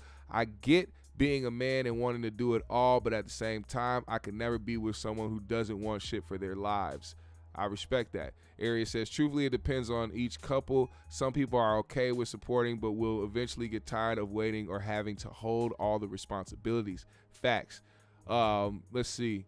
What we doing on the poll? We got 9 votes on the poll. Everybody's saying yes so far. The poll is basically asking, would you stay down with your partner who was working on their dream? Free Thinker says, I'm married. It's tough, but I, as a woman, signed up for better or worse. As long as he is working and I'm working, we are grinding it out. I feel that. Respect to you, Free Thinker. Area says, women aren't really meant to be the head of a household. We can be, but we don't necessarily want to. So, of course, you know me, baby. I'm still here. Facts. Facts on facts on facts. 12 years strong. I mean, and here's the thing, you know what I'm saying? I understand where Desi is coming from, me being somebody who has been out here working on my own things and doing what I've been doing in this space. I understand where he's coming from, and really the way that he was sounding, saying it was like it made him emotional, it made him cry, because, you know, some people don't understand. Some people actually, you know, care about somebody or love somebody and really, you know, have hopes that this person is down for them in a way that they will be down for them if these things worked out for them that they were chasing, you know, in life, their career, or their path, or their dream, whatever it is. You know what I'm saying? Like, I'm sure if him and this girl would have stayed together, she would have been there would have been nothing he would have done. You know what I'm saying? That, you know what I'm saying? He would have it would have been no hoops he couldn't have jumped through to do what he needed to do for her and some. You know what I'm saying? Just for her being so down for him in the moments where it seemed like things may have not worked or aren't gonna work, or, oh man, maybe this dream is gonna fade, maybe you should look into doing something different instead of doing, like, these are things that people got to understand, especially nowadays when it comes to entertainment and being in, you know, these spaces. There's so many people that are trying to be involved in these spaces. It's so oversaturated that when somebody actually falls through the crack, it's rare. A lot of these people aren't, you know what I'm saying? Like, some of these people just have a face and a name and have followers, but they don't have the bank account to go behind it. Trust me. It's bigger than what a lot of people know, and the more I understand the entertainment industry and the business, the more it like is unattractive to me. But at the same time, still wanting to build something for myself and build something for my family, and knowing that I have the ability to do that. All it takes is the work and the consistency and the effort and the you know, the improvements to go with it. You got to also have a formula with it. You know what I'm saying? And a lot of people don't even like to have a formula with it. A lot of people be winging it out here. Don't wing it, man. Write this shit out. Get a formula together. If you listen to me right now and you got things you want to do in life, write that shit down. Quit making it just a thought in your mind. Write it down. Get in your notes on your phone, or actually get a pen and pad and write the shit down. Get your ideas out. Do what you need to do so that you can be able to succeed in what it is that you want to do. Avenue P said, good for Desi too, because you see, once that negative energy was gone, he became successful. Sometimes it's the people you think you love holding you back. Facts.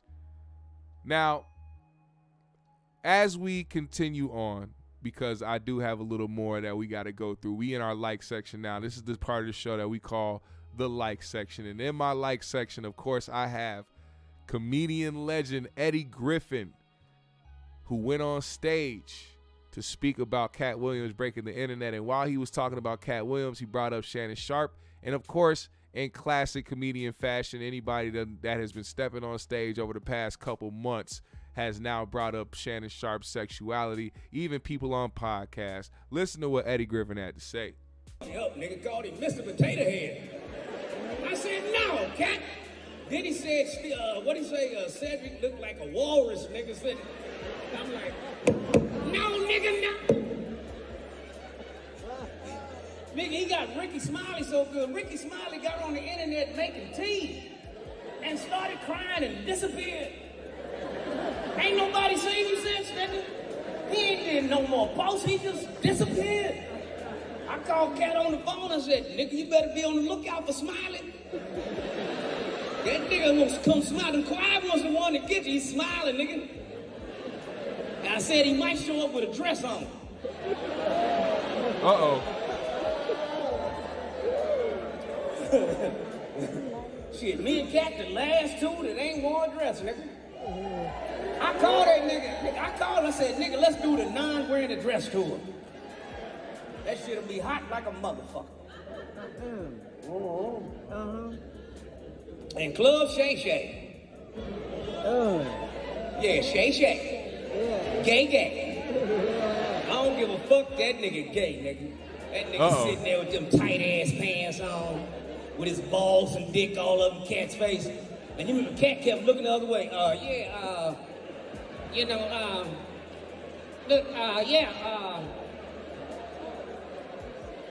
You can tell how that nigga drink, nigga, he gay, nigga. He kept on saying, now, Cat.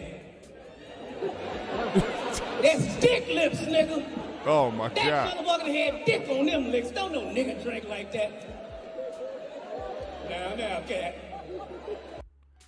Well, Shannon Sharpe, as of late, has not been holding back at responding to people that have been talking shit about him. So he decided to go on his nightcap show with Ocho Cinco and respond to Eddie Griffin and all the other comedians calling him gay. Listen up, man. Starcrest said, hey, I know y'all brothers made up, but it must be said, Shannon getting this sensitive over comedians cracking jokes about him in the workplace. Work is truly sad. Context is everything. Okay, Starcrest, I get it.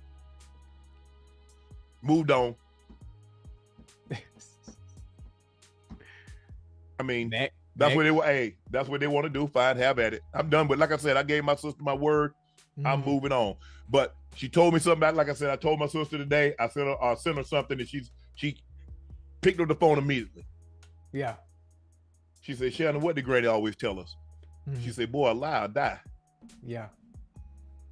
She said, Shannon, at some point in time, you're gonna have to learn you can't fight the devil every day because you'll fight a never-ending war. Pick and choose the battles you want to fight. This ain't one you should want to fight. People gonna let them say whatever. You know who you are. Right. You know what you are. What they're doing now is that they found out that Shannon is the hot thing. They're using the same joke, but at some point in time, it's gonna get old and people gonna get tired of y'all saying that Shannon gay and Shannon this, and you're gonna have to get back to telling jokes. Now, please tell me you're not running out of jokes. As Colonel Jessup said, please tell me you ain't pinned these two Marines on phone calls and toothbrushes. Please tell me. Please tell me you're not gonna use Shannon as your punchline for the next 3, 4, 5 years. You're gonna have to start telling jokes. please tell me you got jokes. Yeah. So, Starcrest, I appreciate that. That was interesting to me because the person that asked that question, they kind of had a point. Why are you letting these things bother you if this isn't the case? I will say this though. If you allow some things to be said, it will eventually become the truth. That's just kind of how it goes on social media. If the narrative continues to be pushed that people are sitting here calling you a certain thing, they're going to start believing it. People posting videos of his mannerisms and things like that. And of course, people got popular comedians that they love and they go out to see and they talking about Shannon and all types of shit. People going to start believing the rumors. Now, Mace has something to say about Shannon because Shannon called Mace out for being a fake pastor. I just wanted to talk to him. And now everybody, Ocho, not everybody got something to say. But you notice what, Ocho? Because here's the thing. If you think about it, Ocho, I'm coming up on 4 years of having Club Shay Shay. Yeah. Yeah. And it's all of a sudden, yeah, even everybody. I mean, there's this pastor that that used to with that I guess now he a gangster pastor. All of a sudden, talking about he wants somebody to pull up. They got them out there now. Now all of a sudden, I mean, he gonna do so much. He need to sit his little roly-poly ass down. But this is what I do. This is what I'm saying. After talking to my sister, I ain't finna beef with nobody else. Nope. Wait, you can't do that. You can't do that. Nah, Ocho. I think the thing is for me. Wait, stay with me real quick now. Now, again, I love what you and Mike did, but you putting us in a situation where now we've set a precedent where people can now take shots, can say what they want to say, and they can get away with it because now you promise, sis, you're not gonna get any more beef. So anytime anybody says anything, they can get away with it. At some point, we're gonna have to stand your ground like the Florida law. My job. Stand our ground. No, my job for you is, you remember that money that you brought out, is to make sure you get 3 times that. Man, listen here. Mace has something to say. Yeah, boy, he chose to target me about the sets and the working out and all that. He called me a fake pastor and all that. I want to address it. Who called you this? What's going? I'm late to the party. You gotta like. I don't want to say his name. I don't want to say his name. When we was talking about the dips and the sets and all of that, and Mike Epps. And Mike Epps. Yeah. So, Shannon said something to you? He called me a fake pastor. Somebody sent it to me. I wanted to tell him, put the camera on me. I'm just gonna go, from the jump. Listen, Shannon. I'm not the one to play with. Matter of fact, I'm not even gonna take that road. I'm gonna take a different road with you. Listen, let me start with respect and let me end with class, okay? You started out being very aggressive with Ja Morant Pops at a Laker game. If you are for black people, this is not the way to carry yourself. And let me go further than that. You wanted to be tough with Mike Epps, and you settled quicker than Diddy and Cassie. Listen. Oh. And thirdly, you call yourself coming at me, right? You want to be aggressive with me, right? Listen, you showed poise, respect, wherewithal, resolve, compassion, reverence for Skip Bayless. Why are you so aggressive anytime somebody black say something? The man said, put your glasses on, and you put your glasses back on. Don't play with me. Put your glasses back on, Shannon. I respect you, and I do not want to go there with you. I respect you. Damn. We might gotta call up big homie Stephen A. Smith to resolve this, man. Why? No, because I met Shannon once, and I'm just, because this is new to me. I'm just finding this out. You know, you always tell me right on the spot. Yeah, Oh, it shit. Knock the phone over right here, man. Listen.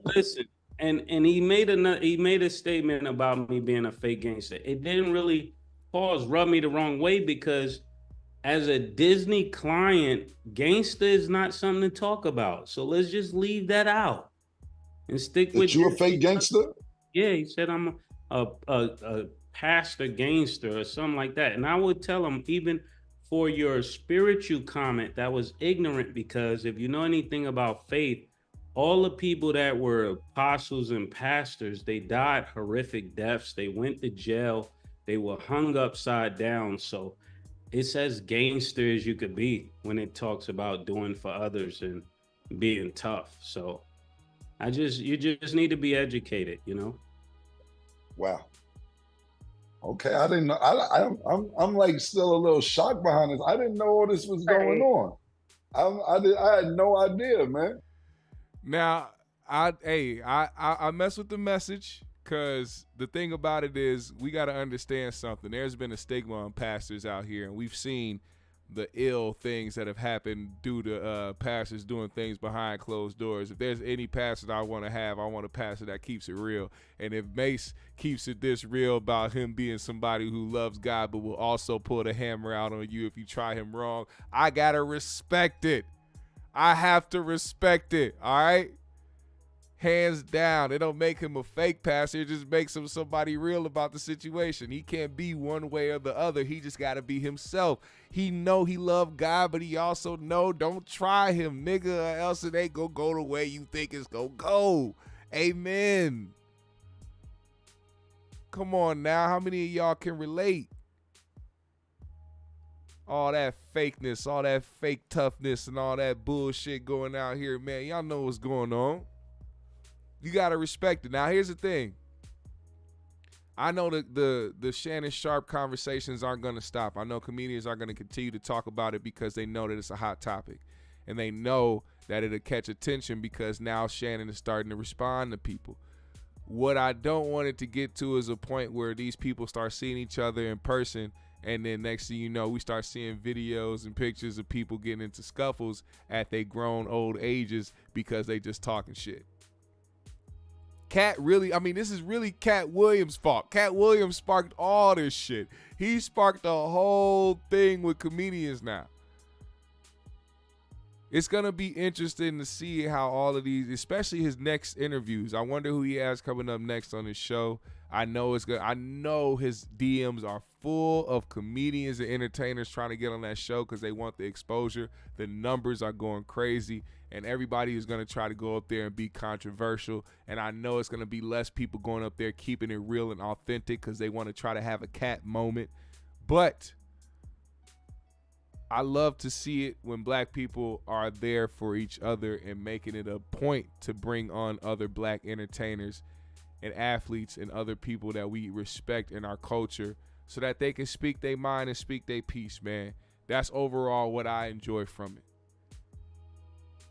And that's me keeping it real. GMS fam, the Green Room. I appreciate every single one of y'all that pulled up today. It was a dope-ass show. Please do me a favor and hit that like button on the way out. Hey, if you want to support the GMS show in a very good way, look in that description below. You will see the Cash App below in the description. Also with a link if you need the link. Go ahead and support in a big way. Like I said, we aren't monetized over here. We not trying to make no money off of this. We are doing this for the people. So if you want to support in this aspect, man, you can give tithes and offerings via Cash App. Appreciate y'all, GMS fam, the Green Room. Let's go. Shout out to City, man. Where you tuning in from, man? Let me know where you are tuning in from.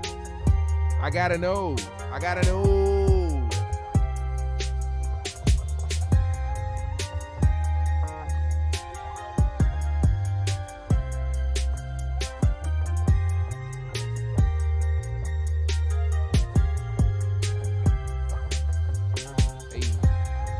Damn, it's going to be in the 40s for the next couple of weeks in Minnesota, man. This is crazy.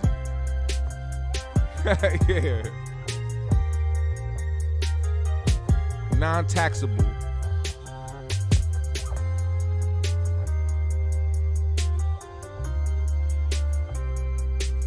Hey. My nigga King Lukey in the building. He said GMSville. I like that. Appreciate that. Barbershop Matt, Pastor Dina, Callie in the building. Do Better Podcast, repping the 313. Soda Slim in the building. 612. Let's go. From the hometown, I see you. Glittery Bubbles checking in from West Palm Beach, Florida. Shout out to my Floridians. Gotta love it. You gotta love it. GMS fam tuning in all over the place. Where y'all at? Where y'all at? Rep y'all cities, man. If y'all love where y'all from, if y'all love where y'all at, rep your cities. I'm gonna see y'all later this week, man. We gonna have a 3Gs podcast this Friday. We had to miss out last week. Had to do some family things. But this weekend, we are back with it, man. This Friday night, 8 p.m., 3Gs podcast. You don't want to miss it. We got a lot to talk about. I know it looks like my eyes are closed, but they're not. I am just blowed in a motherfucker. Enjoying my Monday, man. Appreciate y'all, GMS fam, the Green Room. It's been a great show. I appreciate everybody that pulled up, hit the like button, and shared. GMS fam, the Green Room. We out.